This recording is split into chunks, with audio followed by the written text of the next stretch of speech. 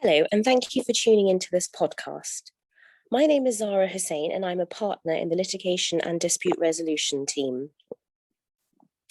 Today, I'm going to be talking about Section 75 of the Consumer Credit Act 1974 and how it can be very helpful for consumers. The provision can be a lifesaver for consumers, but it is one which is not as well known as it perhaps should be. It applies when a consumer buys goods or services using credit, which is either offered with the product or it's paid for by credit card. Section 75 applies to transactions of a tripartite nature. It kicks in when there are agreements involving a debtor, which is normally the consumer, a supplier or retailer, and a creditor, which is often but not always a credit card company, who provides finance for the purchase of a particular product or service. The goods or services bought must cost more than £100, but less than £30,000. If the supplier of the goods or services misrepresents them or breaches the agreement with the consumer, then the consumer may be able to pursue the creditor instead of the supplier using Section 75. Section 75 provides that the creditor is jointly responsible with the supplier for any misrepresentations and or breaches of contract relating to the goods or services which have been supplied. There is no need in these circumstances for the consumer to pursue the supplier first. This can be particularly useful in circumstances where the supplier has, for example, gone bust and is no longer able to provide the contracted goods or services.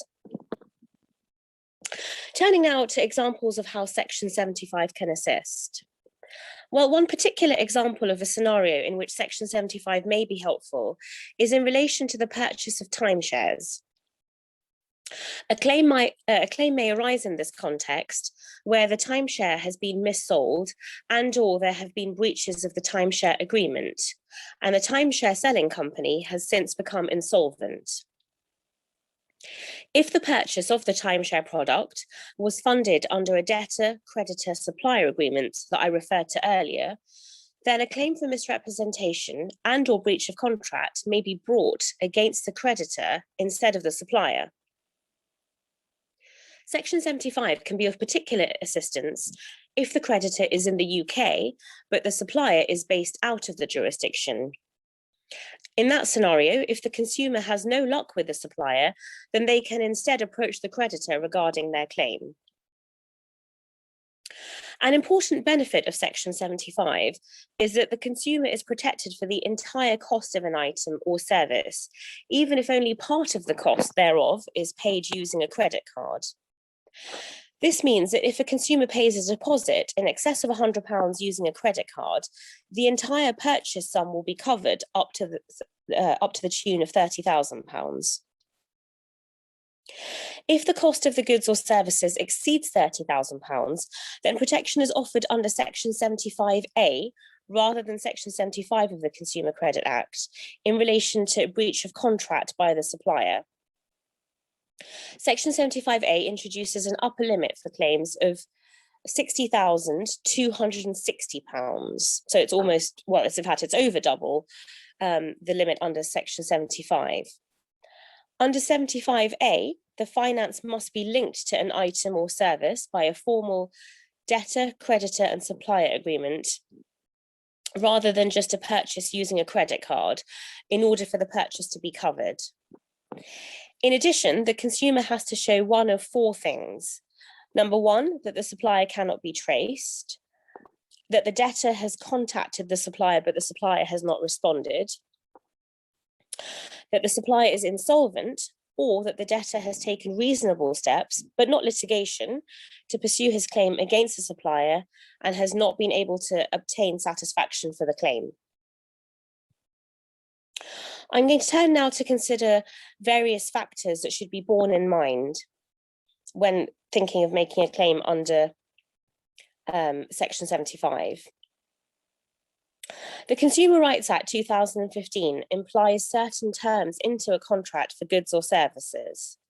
Goods have to be of a satisfactory quality, they must be fit for purpose, they have to be as described, and they must match any samples that have been provided.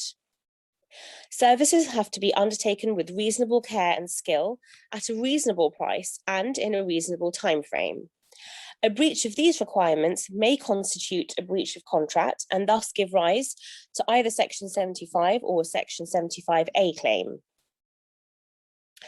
Due to the fact that the creditor is only liable for breaches of contract and or misrepresentations by the supplier under Section 75, the creditor will not be liable for breaches based on some other cause of action, such as breaches by third parties.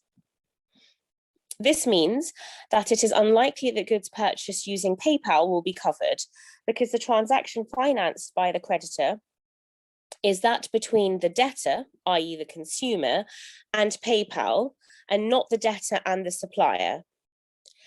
PayPal acts as the payment intermediary by transferring the money from the consumer's account to the supplier's account. Similarly, caution has to be applied with ticket agencies and online retailers that do not provide the things that they are selling, such as holidays. Again, such transactions are not usually covered by Section 75. The ongoing pandemic and its aftermath are likely to result in a surge of claims for breaches of contract, with suppliers failing to supply goods and services purchased. In these circumstances, reliance on Section 75 or Section 75A by the buyer may be possible. If you are facing problems with goods or services that you have bought costing £10,000 or more, then Edwin Co is well placed to assist. We have extensive experience of assisting consumers in making Section 75 claims, often as a group with others. We can advise on after the event insurance as well as funding for appropriate claims. So please get in touch if you are thinking of making such a claim. Thank you.